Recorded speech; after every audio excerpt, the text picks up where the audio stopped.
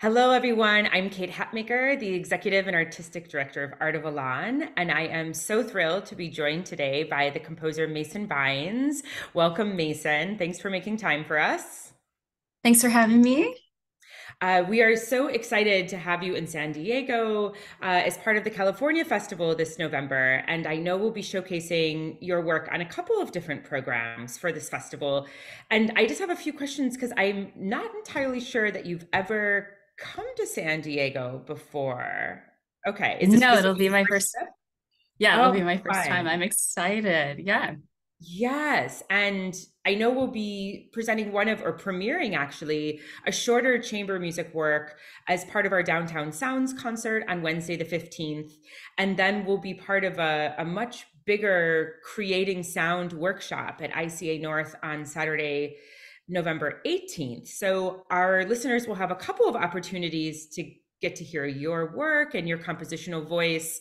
But I'm wondering if you can just tell us a little bit about your life as a composer so far. You know, how much chamber music, if we're calling it that, have you written? What is your compositional style? What can we listen for when you're out here next week? Sure. Well, first, I just want to say thank you to Art of Milan and Jory for even asking me to collaborate. I'm really excited to come to San Diego and work with all of you. Um, I like to describe myself as a sound sommelier. I like to bring like genres together because I just really think it brings listeners together, it brings people together.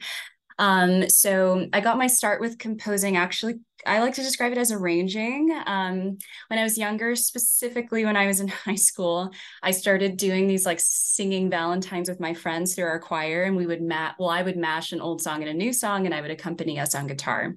And I started as a singer too, so that definitely informs my process as a composer as well. Mhm.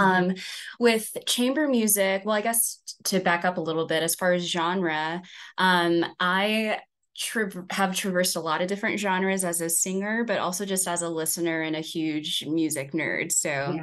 from rock music to gospel to the sacred choral tradition to jazz to electronic music, like I just love to bring those things together.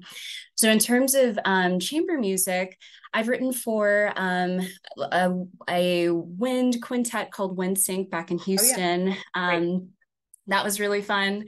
Speaking of genre bending, they got to wear cowboy boots. We have that like Houston connection. So it was like a piece for chamber music, like a chamber ensemble and cowboy boots. They would stomp along playing.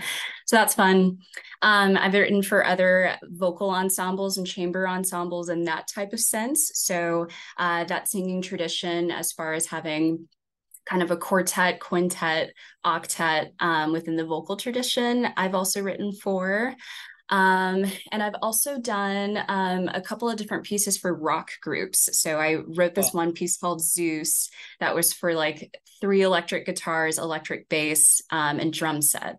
So being able to have those different type of groupings has definitely informed my process for this work as well. That's amazing. Yes, that's the short of it. That no, it's such wide-ranging interests and obviously just capabilities of capturing so many different sound worlds. This is such a treat and right up our alley. So I have a feeling this will not be the last time you come and collaborate with Art of Milan. I'm hopeful It'll anyway. be fun. Yeah. You brought up something that I failed to mention earlier, which is that this shorter standalone piece that Art of Elan is commissioned that will be premiering at Downtown Sounds was written as a companion piece to another short chamber work by Jory Herman. And Jory Herman is a bassist in the LA Philharmonic who we know from his San Diego days.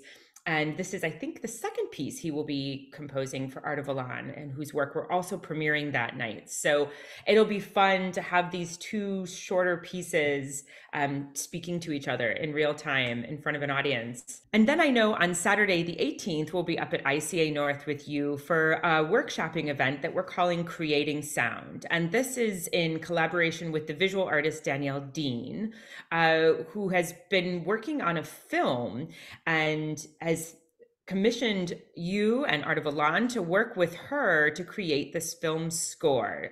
And I think this is going to be something that's really, really interesting for our concert goers and attendees that day to sort of see what the process of creating music is uh, for film, to see what it's like to create the sound of like black goo, you know, things that we Yeah. were talking about together.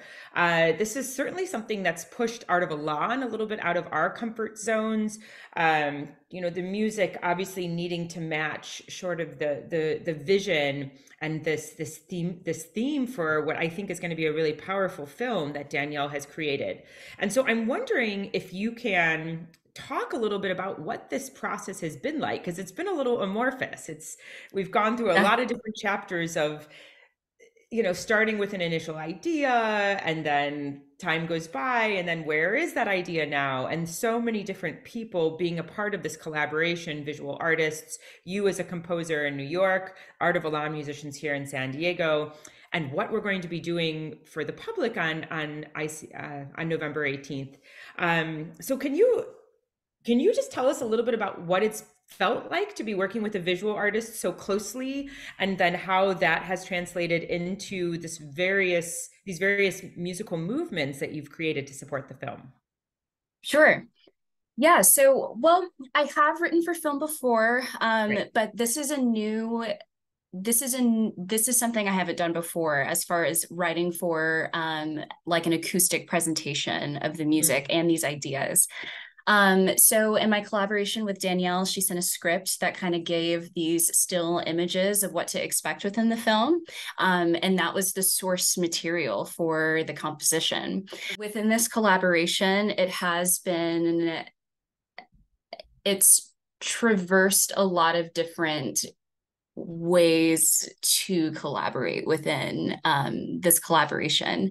So it started with the theme of what does black goo sound like? But then when we got the script, it kind of transcended that idea. So it became a little bit more programmatic in terms of understanding like what the story, how the story is developing, who are the characters, what are the themes, what are the emotional themes, what does black goo literally sound like, and what does black goo sound like in a metaphor, if that Hmm. makes sense, you know. Absolutely. So that process kind of changed over time. So at first, when thinking of what black goo sounds like, it's thick, it's overwhelming, it gets people stuck literally and metaphorically within the film, which Danielle will present. So that changed from having literal pizzicato stuck kind of sounds. Mm. But then when it became more of a metaphor, I was really inspired by Bela Bartok's string quartet, number 4, I believe, specifically that fourth movement. It has this like jolty kind of sudden arresting kind of sound, and I think that that really expresses what it means to be overtaken by something that is Mhm. sticky and gooey and just overwhelming. If Yeah. that answers the question. I mean, I'm impressed that you, I don't, the question was multi-layered and you answered it so beautifully. And I'm wondering, because it now made me think about this film and sort of some of the themes or the thematic material that she's dealing with. What can you share about the film, and what, you know, mindset she's hoping to get people into, or without wanting to spoil it for people who are going to attend on the 18th? Is there anything you Sure. can share about the film and what people can expect in terms of thematic content? Sure, I'm trying to see how I can say it without giving away, because she is really a mastermind in the way that she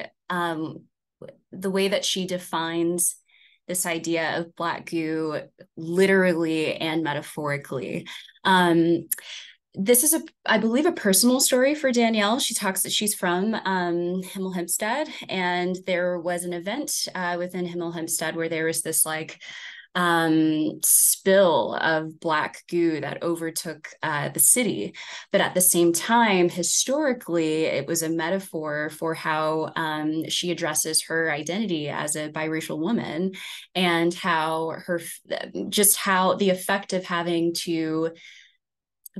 of growing up biracial in Himmel Hempstead within that timeline, and the literal sense of black goo being spilled within the land, but then the metaphor of that, of um, her understanding her identity both as Black and white, but some of the discourse that comes with that experience and having to navigate those things. And I think she does it so smartly because she also synthesizes parts of the Quartermass 2 film that talks Hmm. about people being possessed by these meteorites that strike the land and all of this hysteria that comes with it.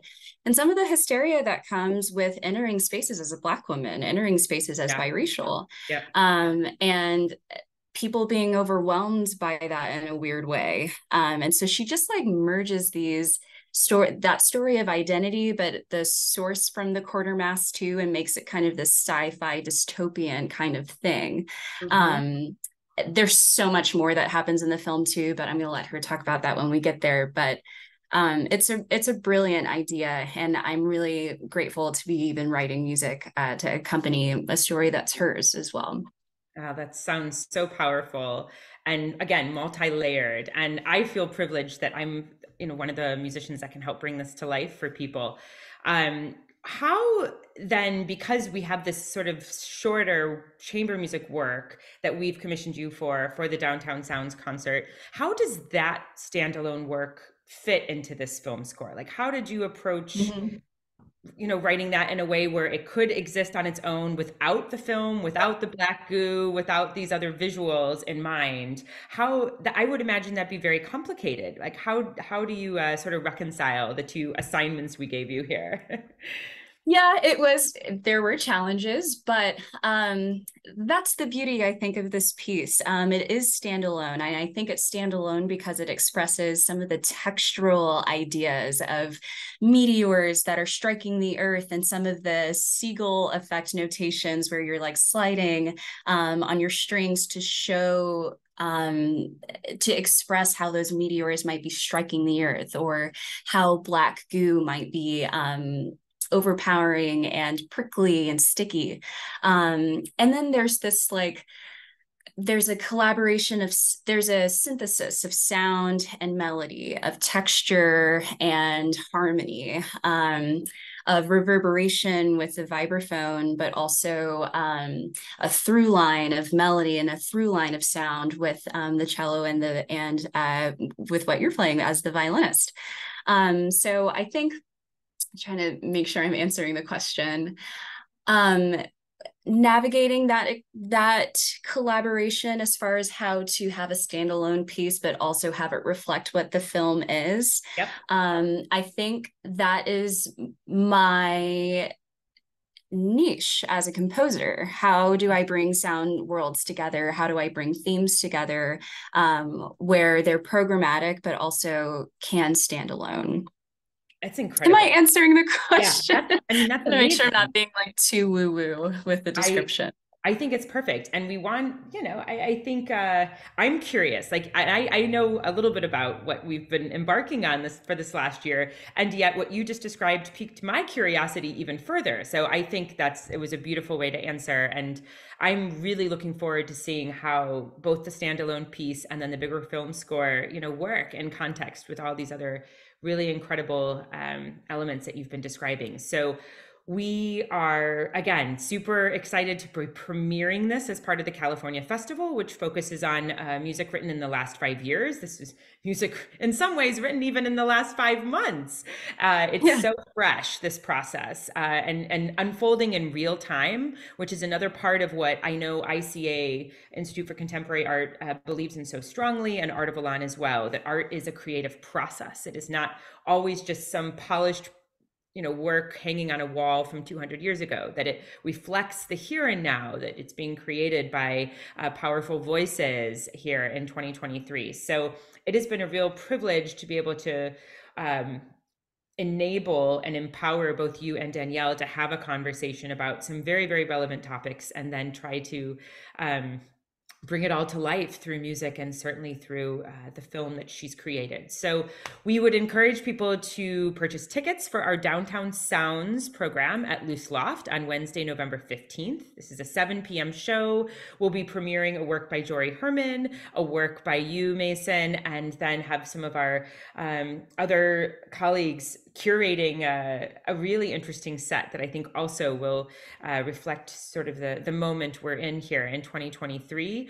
And then on Saturday up at ICA North in Encinitas, that's a 4 o'clock workshop that we're calling Creating Sound. And I think there will be a moderated conversation between you and Danielle about this process, and then some music and a bit of film to support all of that. So we're very, very excited to have you in San Diego. We know you'll also be working with some of our some of the young people at City College and doing a variety of other things to further engage with our audience here in the region. So we are just delighted to see you soon.